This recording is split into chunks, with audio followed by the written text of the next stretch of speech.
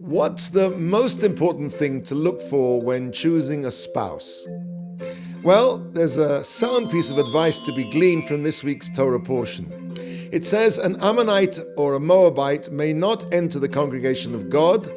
Even the 10th generation may not enter into the congregation of Hashem to eternity, because they did not come out to meet you with bread and water on the way when you left Egypt. What's so terrible about this? Just because they didn't rush out to greet the Jewish people with cheese danishes and coffee, they can never become Jews, never become Jewish. Even an Egyptian whose forefathers used Jewish children as bricks in their palaces and tombs may convert and after 3 generations marry a Jew. Just because of a lack of hospitality, Ammon and Moab can never join the Jewish people. Let's take a look at the history of these two nations.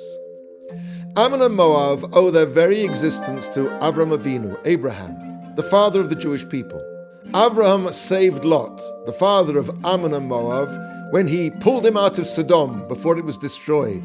Were it not for Abraham, there would be no Ammon or Moab. And so, by not coming out to greet the Jewish people, they showed a character flaw: lack of gratitude. Okay, but why should lack of gratitude be something so specifically bad that stops them becoming Jewish for all time? The Hebrew word Yehudi, meaning Jew, comes from the same root as the word lahodot, to give thanks, to be grateful. Gratitude is the essence of being Jewish. And that's not just because the world's a nicer place when people are grateful. Gratitude is the root of the belief in God. When we sensitize ourselves to being grateful, to seeing life as one big gift, then we'll want to find the giver of that gift. If we don't feel gratitude, then we'll just see life as something random, without cause, without purpose. It's not that atheism leads to ingratitude. Ingratitude leads to atheism. The prophet Yeshayahu, Isaiah, wrote, "You are my witnesses, says Hashem, you the Jewish people." The job of the Jewish people in this world is to witness to the existence of God, and we can only fulfill that awesome task if we live up to our names to be Yehudim, to be thankers.